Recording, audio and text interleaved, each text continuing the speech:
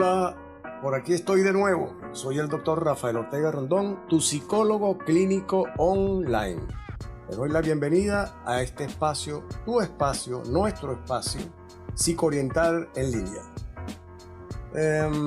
Como todas las semanas, les hablaré sobre un tema muy interesante. Este en particular es muy interesante. En esta oportunidad voy a conversar sobre un temazo, diría yo, un temazo. Migrantes, cuarentena y depresión. Espero que les guste y si es así, pueden darle like o me gusta en mi cuenta Instagram, @psicoorientar, o en mi canal Psicoorientar en YouTube. Como siempre, en ambas pueden también hacer comentarios y en YouTube pueden suscribirse a mi canal y así recibirán mis audios una vez sean publicados semanalmente. Tengan ustedes la plena seguridad que si hacen comentarios, les responderé de manera oportuna. Ahora entremos directamente en el tema. Migrantes, cuarentena y depresión. No todos los seres humanos afrontan las dificultades de la misma manera, eso lo sabemos. Cada cabeza es un mundo y cada quien actúa o lleva la vida de acuerdo a sus propias particularidades, sus propias circunstancias, de acuerdo a su realidad concreta, diría yo. La pandemia por COVID-19 ha afectado a todos y todas a nivel planetario. Este ha sido realmente un evento que nadie se esperaba, aunque desde hace mucho tiempo se venían prendiendo las alarmas a nivel mundial. Obviamente, hay que reconocer que hay sectores de la sociedad que se muestran más vulnerables, que realmente son más vulnerables que otros, y en ese sentido, estas han recibido todo el peso de las consecuencias de una situación como la que estamos viviendo, como esta. También debemos reconocer que con la pandemia de COVID-19, millones de seres humanos en el planeta han cambiado y siguen cambiando drásticamente sus formas de pensar y de actuar. Vale decir, sus rutinas y hábitos. ¿Y cuál es el propósito? Con el propósito de evitar ser contagiados por este implacable nuevo coronavirus. Para algunas personas, quizá la minoría, la cuarentena es una forma de mantenerse en la casa, en una especie de vacaciones hasta que las autoridades señalen lo contrario. Para otras, este evento sobrevenido se ha convertido en una verdadera pesadilla, en un caos, un infierno que ha desencadenado, entre otras cosas, depresión. La cuarentena obligada por las circunstancias se ha venido convirtiendo en una especie, ya se lo dije creo que en el segundo audio, en un catalizador, en un cohete, un propulsor que ha conducido directamente a la aparición masiva de, entre otras cosas, la depresión. No solo para quienes arrastraban cuadros depresivos antes de todo este rollo, sino para quienes jamás habían pasado por un trastorno psicológico, incluyendo la misma depresión. Ahora bien, la depresión, aunque le parezca extraño lo que les voy a decir, es hermana directa de la COVID-19. Sí, señores y señoras, hermana directa de la COVID-19, ya que ambas, tanto la depresión como la COVID-19, no distinguen de nada, de condición social, nacionalidad, sexo, edad, preferencia política o sexual o religiosa, no. Y por eso digo que tanto la COVID-19 como la depresión son hermanas mayores. Ahora, ¿pero qué es la depresión? La depresión no es cualquier cosa, es una enfermedad que afecta a mucha gente. Más de 300 millones de personas en todo el planeta tienen depresión. La mayoría de ellas, según los reportes, son mujeres. En ese sentido, la depresión es considerada por los investigadores como la principal causa de discapacidad en el mundo. Repito, los investigadores consideran a la depresión la principal causa de discapacidad en el mundo. Cualquier persona, viva donde viva, puede sentirse triste, down, disminuida en ciertas ocasiones. Eso no es depresión. Más aún, si tales sentimientos desaparecen incluso sin que la persona o las personas se den cuenta. Cuando los psicólogos o los psiquiatras hablamos de depresión, no nos estamos refiriendo a cualquier cosa. Estamos refiriendo al trastorno depresivo o como lo denominan otros, lo llaman otros, la depresión clínica. En realidad se trata de la afectación del estado de ánimo. Y esto lleva a que las personas desarrollen, entre otras cosas, angustia, lo cual afecta su vida cotidiana. La vida cotidiana de quien la padece. Su forma de sentir, pensar, actuar, dormir, trabajar, comer, todas las cosas que normalmente hacemos los seres humanos. Ahora, ¿cómo puedes saber si tú tienes depresión? O sea, las personas que tienen depresión desarrollan desolación permanente, tristeza, pero también desinterés e incapacidad para analizar las actividades cotidianas. También muestran ansiedad, decaimiento, que no es otra cosa que la falta de energía, y la gente se pone a tomar energizantes que hacen mucho daño, por cierto. También presentan insomnio e inapetencia, que no le provoca comer absolutamente nada. Demuestran un cansancio crónico, falta de concentración, sentimientos de culpa y de desolación, de que no valen nada o que no sirven para nada. También muestran conductas de autoagresión, pueden autoagredirse. Algunos incluso algunas de estas conductas autoagresivas o estos sentimientos que tiene la persona deprimida, si no se trata a tiempo, puede llevar al suicidio. Sí, señores y señoras, puede llevar al suicidio. Ahora, ¿de qué va la depresión? La depresión es un trastorno, una enfermedad que implica muchos factores, multifactorial, donde intervienen elementos orgánicos, biológicos, sociales y obviamente psicológicos. La depresión suele aparecer luego de eventos, de algún evento importante. Su desarrollo se encuentra vinculado a las circunstancias de la vida relacionadas con situaciones traumáticas. O sea, ¿qué situaciones, aunque esto no es estrictamente una receta, la Biblia, pues? Sin embargo, hay situaciones traumáticas que llevan a las personas a tener depresión. Una, dos, tres o varias, o todas. Por ejemplo, la muerte de un familiar, un amigo o una amiga puede conducir a una depresión. La finalización de una relación de pareja o de una amistad altamente significativa, una amistad de años, puede llevar a la persona o a las personas a desarrollar depresión. La situación de desempleo prolongado, las carencias económicas muy latentes a nivel planetario en la actualidad y las consecuentes condiciones ¿cómo se dice?, de precariedad que esto conlleva. O sea, no solamente no tener dinero, sino que entras en una condición de precariedad o de malestar económico que son inmanentes a esas carencias desde el punto de vista económico, perdonen la redundancia. Por supuesto, la migración forzada también conduce a la posibilidad de desarrollar la depresión. La migración forzada o no, porque hay quien hace migración voluntaria. ¿Por qué? Porque los migrantes se enfrentan a cambios radicales en su ambiente, en su forma de vida. O sea, pasan por situaciones económicas delicadas en algunos casos, mientras pueden resolver eso que se llama su estatus migratorio, pueden permanecer desempleadas o realizan labores para las cuales no estaban preparados y reciben pagos, generalmente, no siempre, reciben pagos por debajo del salario mínimo. Y eso genera mucho estrés, desolación, y son elementos puntuales que pueden ser, como digo yo, el caldo de cultivo para que aparezca entonces la depresión. Y la migración forzada, el migrante, también pasa por formas de pensar, tiene que enfrentarse a formas de pensar y actuar diferente. ¿Por qué? Porque la idiosincrasia de los países receptores, por llamarlo técnicamente, como le dicen las personas que se dedican a este campo, la idiosincrasia de esos países receptores tiende a ser diferente a los países de origen de los migrantes.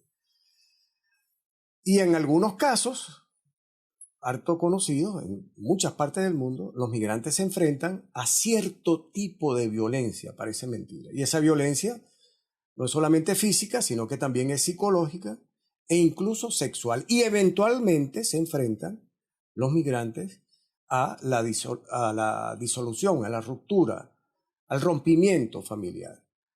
Eso obviamente son elementos que pueden causar en el migrante o generan en el migrante, en muchísimos casos, depresión. ¿Hay un solo tipo de depresión? Pues no. La depresión tiene varias, como diríamos, variantes. Hay varios tipos de depresión. La más conocida es la depresión mayor, que es la depresión grave, donde los síntomas se manifiestan casi durante todo el día. Por eso es considerada grave, no crónica, sino grave, todos los días, de manera consecutiva, hasta por lo menos 2 semanas, según señalan los manuales, como el Manual Diagnóstico y Estadístico de los Trastornos Mentales de la Asociación Americana de Psiquiatría. Un nombre bien largo, pero en realidad los psicólogos y los psiquiatras lo resumimos en pocas letras. DSM. El último es el número 5, con un número romano. El más certero es el 4 revisado, porque el 5 está en revisión porque salió con algunos errores. Pero en todo caso, este tipo de depresión, que es la más frecuente, según ese manual, los síntomas deben presentarse de manera consecutiva, por lo menos hasta 2 semanas, para ser considerada una depresión mayor.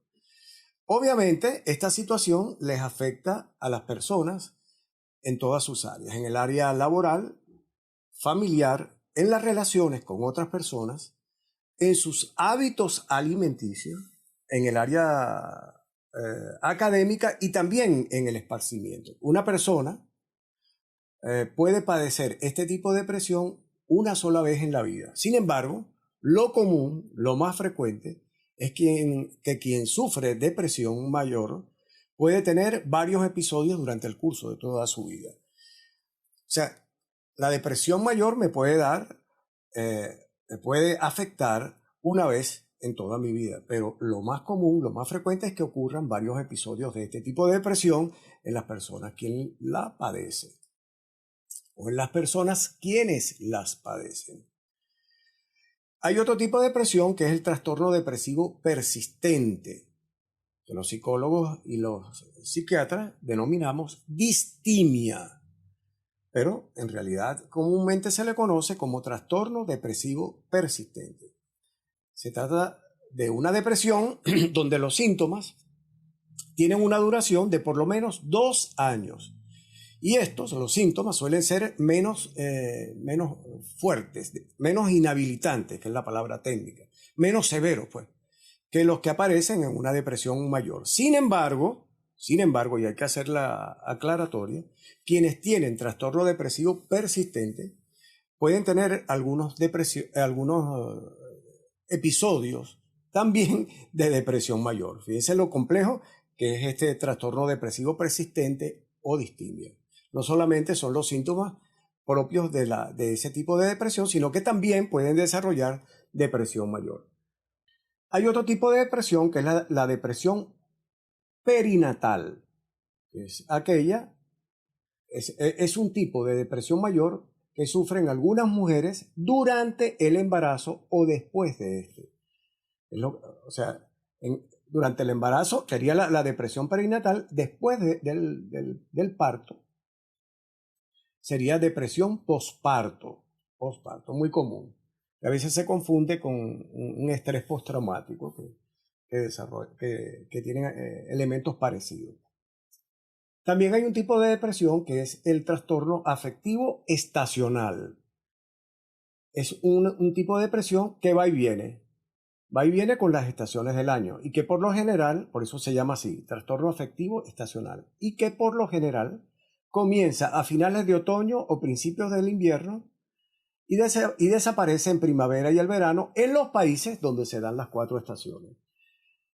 Y en el periodo lluvioso donde comienza en el periodo lluvioso y termina en el periodo seco, donde solamente hay 2 estaciones, que como en el caso de Venezuela o Colombia.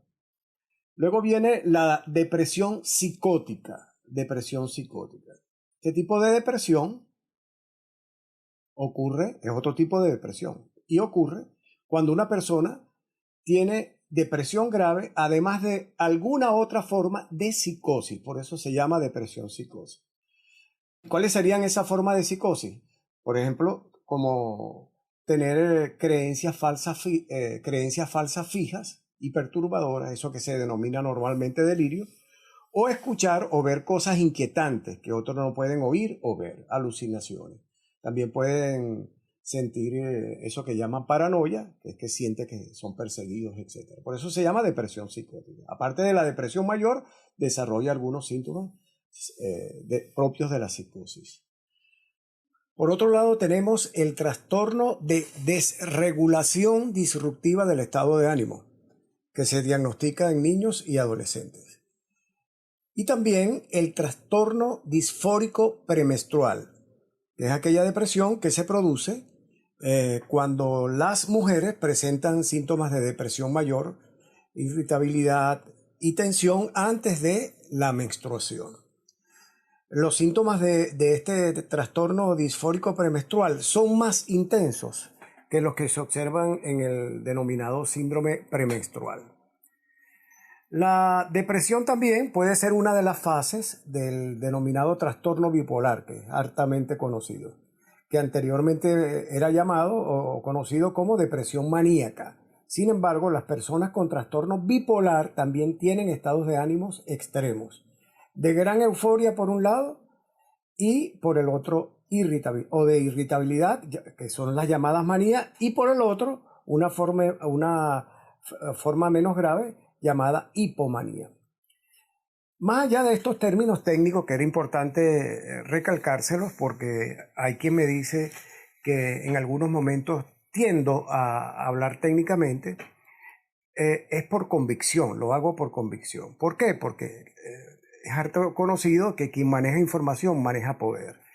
Y la persona que tiene alguna dificultad, algún problema, generalmente está en minusvalía no solamente por el hecho de tener esa dificultad, ese problema, una condición, un trastorno, una enfermedad, sino que además lo está por la información que maneja. En el área médica a veces somos un poco descuidados, tanto los galenos como los psicólogos, los psiquiatras, en términos de que le decimos al paciente: usted tiene tal cosa y tómese tal cosa, o haga tal cosa, o vamos a hacer esta terapia.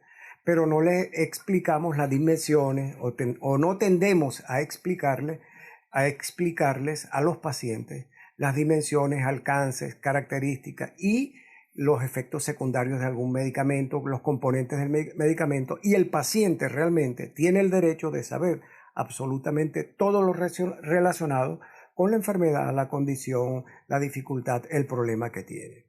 Y por eso era importante que ustedes conociesen cuáles son los tipos de depresión que nosotros manejamos y que son los más frecuentes. Ahora, ¿la depresión es igual en todas las personas? Pues no, por supuesto que no. La depresión afecta a diferentes personas, pero de diferentes maneras, y esto aplica para los y las migrantes, que es el tema. Por ejemplo, ya sabemos que la depresión es más frecuente en las mujeres. La conformación biológica de la mujer, su ciclo vital y hormonal, suelen ser señaladas como causas de esta situación. Las mujeres, cuando están deprimidas, pasan por estados de tristeza, baja autoestima y sentimientos de culpabilidad. Los hombres, sin embargo, los hombres con depresión, se muestran cansados, quisquillosos, irritables, no voy a decir la palabra porque es muy fuerte. Todo les molesta, presentan una tendencia a enojarse por cualquier cosa, aunque esto último no es tan frecuente. También los hombres tienden a faltar al trabajo o se sienten desmotivados, muestran frustrados, muestran desgano para realizar las actividades diarias o cotidianas. También presentan insomnio, dificultades para dormir, pueden refugiarse incluso en el consumo de sustancias o de alcohol o tabaco. Por pena parece mentira, pero por pena, vergüenza, el qué dirán las otras personas o por machismo, los hombres no reconocen en su gran mayoría que están deprimidos y por lo tanto son reacios inclusive a buscar ayuda profesional para recuperarse. Quizás este elemento tenga que ver con esas estadísticas que señalan que las mujeres son más propensas a la depresión que los hombres, porque los hombres al no reconocerlo y al no buscar ayuda profesional, no son considerados en las estadísticas y en consecuencia tiende a haber ese pico gigantesco de mujeres que sí lo hacen frecuentemente cuando tienen este tipo de dificultades. Es decir, que van al médico, que hacen su tratamiento y en consecuencia los médicos refieren los casos. En los adultos, los síntomas de depresión, en los adultos mayores, los síntomas de depresión generalmente son menos evidentes. Ellos tienden a rechazar que están deprimidos, aunque las enfermedades orgánicas asociadas a la edad, al hecho de ser un adulto mayor, pueden contribuir a que ellos, los adultos mayores, se sientan deprimidos. En cuanto a los niños los niños más pequeños, la depresión es muy alarmante, es terrible. Los niños pequeños llegan a sentirse muy mal y lloran o sufren callados de manera desproporcionada. Yo siempre digo que no hay nada peor que una depresión infantil. Eso es terrible. Los muchachitos sufren mucho, muchísimo. Muchas veces los niños y las niñas evitan incluso ir a la escuela e inventan cosas como dolores de estómago, malestar general, dolor de oído, entre otras cosas.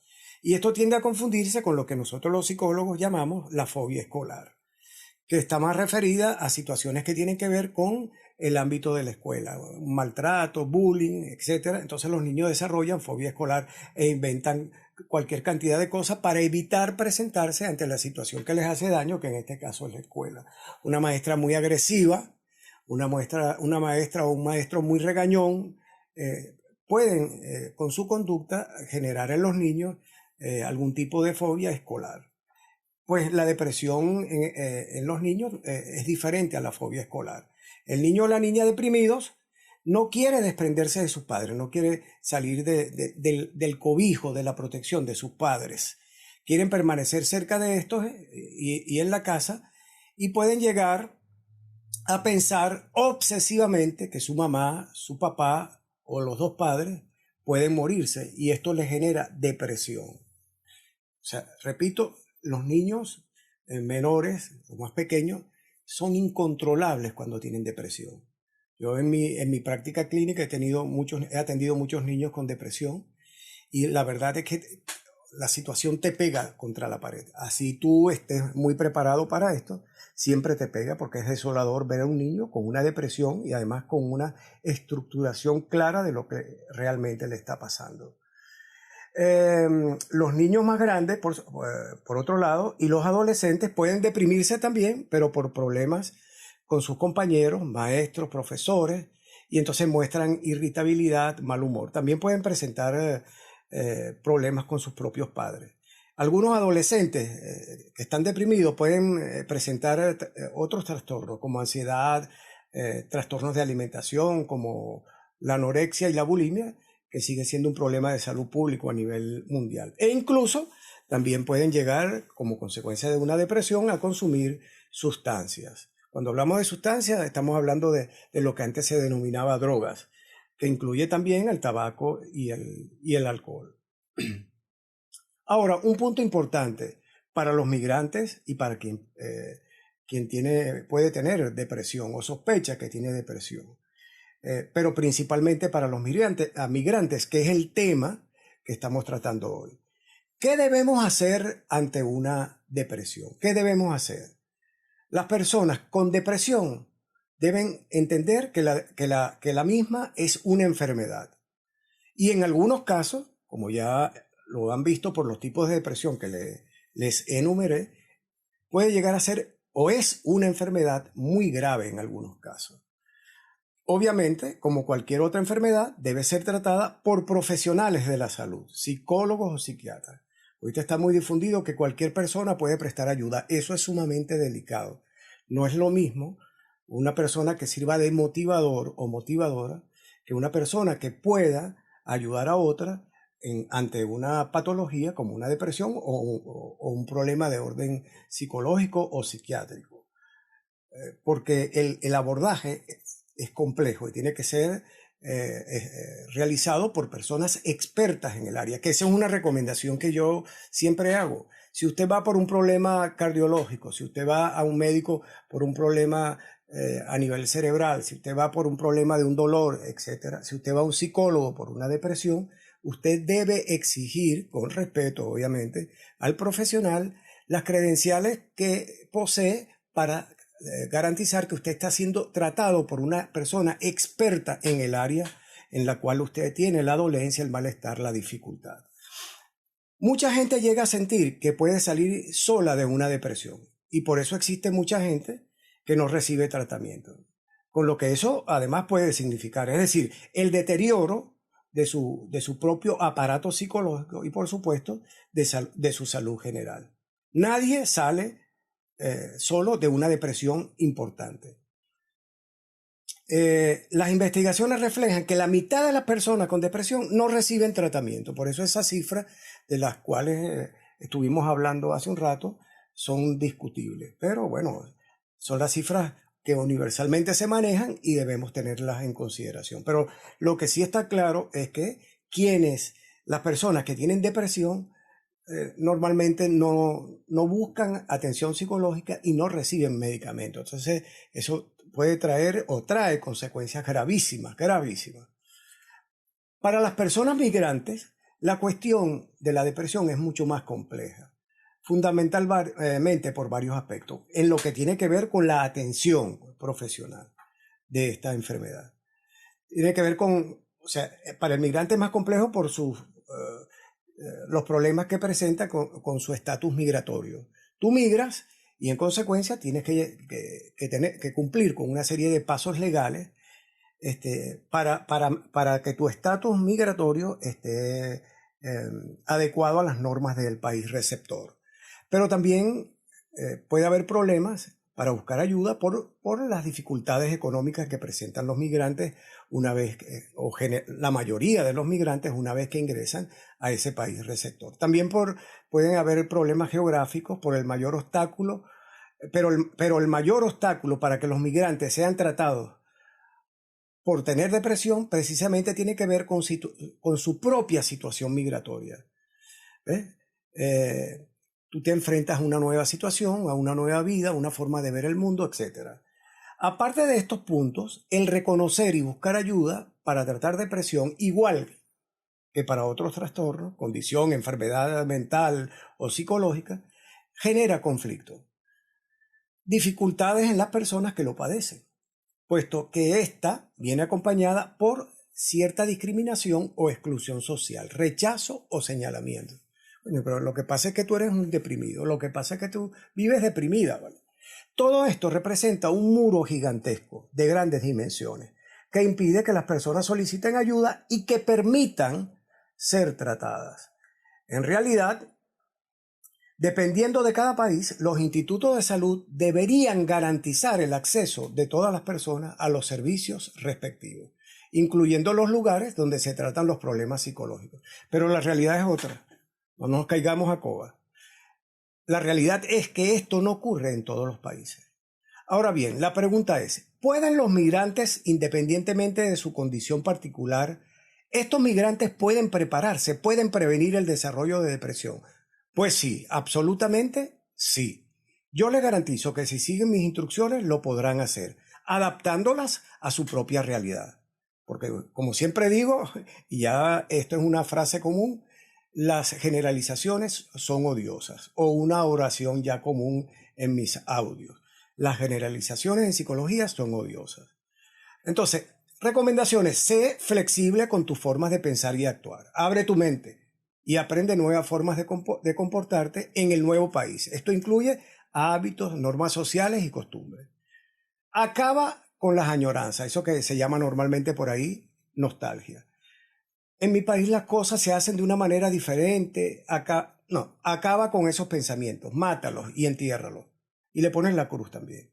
Esta es una nueva realidad y en consecuencia debes aceptar esa nueva realidad. Puedes tener conflictos o puntos de vista diferentes que tú consideras que son los adecuados y puedes hacerlo valer. Pero esa es la nueva realidad y hay que aceptarla. Incorpórate lo más rápidamente a tu nueva vida, sin desprenderte de tu familia de origen, los amigos, las amigas, las costumbres propias de tu país, de tu propio país, pero guardándolas para cuando regreses o interactúes a través de las redes, por llamadas telefónicas con esa realidad. Ponte pilas, prepárate para los cambios que estás viviendo y los que están por venir. Llegar a un nuevo país y adaptarse no es una cuestión de 1, 2, 3, 5 días. Habrá un choque por los naturales contrastes culturales. En el nuevo país eres un desconocido, una desconocida. Si eres profesional y eres reconocido en tu país, en el nuevo no lo serás. Debes prepararte para enfrentar esa realidad, ese choque. Es altamente probable que tengas que trabajar en una actividad diferente a la que estás acostumbrado o acostumbrada a realizar. Debes estar dispuesto a echarle ganas, a avanzar, cumplir etapas, prosperar, independientemente de tener que dedicarte a un nuevo trabajo. Esos cambios debes verlos como oportunidades para avanzar, como pasos previos, no como fracasos. Ponte metas, propósitos, objetivos. Para lograrlo, planifícalos y ejecútalos a corto, mediano y largo plazo. Mantente activo, realiza buenas lecturas, lee libros interesantes. Nunca libros de autoayuda. Siempre recomiendo esto. Esos libros fueron hechos para vender y se basan en generalizaciones. Lo que me sirve a mí, le sirve a todo el mundo. Y cuando hablamos de problemas psicológicos, el aspecto individual es importante, aunque vinculado al contexto. Tampoco busques información por internet asociada a tus problemas psicológicos. Allí hay de todo. El 90% es basura, solo un 10% o más, estoy siendo un poco estricto, son cosas que te pueden servir. Entonces yo recomiendo que no te metas a buscar en internet porque allí hay de todo, cosas buenas y malas, y eso te generará confusión y angustia. Porque todo lo que lees lo vas a asociar a la dificultad por la que estás pasando. Realiza ejercicio, combate el sedentarismo, que es el enemigo principal de la salud física y mental. Estar activo es lo más importante. Tener a mano libros, ya te dije, es una buena herramienta. Utilízala de forma constructiva y creativa, no para hacerte daño. Evita el sedentarismo, ya te lo dije también, que esto afectará tu salud. Las decisiones humanas no son definitivas, eso debes entenderlo. Todo o parte de lo que planifiques puede ser modificado en el camino. Generalmente tenemos que modificar casi todo, si no todo lo que planificamos. La vida es dinámica. Modificar no es sinónimo de fracasar, al contrario. Modificar lo que no va bien es sinónimo de éxito y felicidad.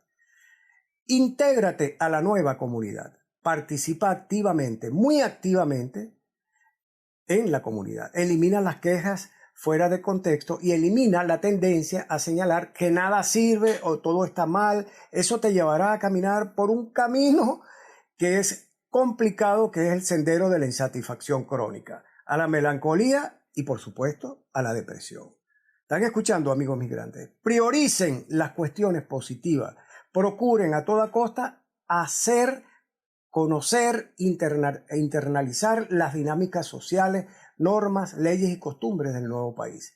Pónganse pilas con el seguimiento de su estado migratorio. Eso te dará estabilidad, tranquilidad y seguridad. Y por último, busquen ayuda de un psicólogo o un psiquiatra para recibir psicoterapia. Nosotros nada hacemos como psicólogo enviando medicamentos para poner a dormir a un paciente que está deprimido, si no le enseñamos a manejar su situación particular, utilizando los recursos de la psicoterapia, tal cual hacemos en el equipo de Psicoorientar.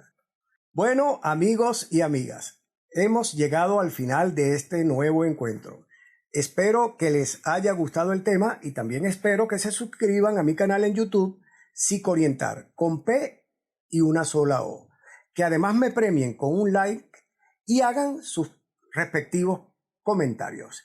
Y en Instagram, @psicoorientar, con una P y una sola O, pueden darle me gusta, comentar y etiquetar a otras personas. Ese será mi mejor premio. Para el próximo encuentro estaré conversando sobre otro tema que seguro será de su interés, en este esfuerzo por promover la salud psicológica de todas las personas. Y recuerda, la vida no es fácil ni difícil, solo es compleja.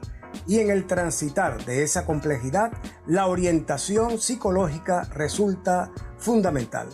Hasta la próxima.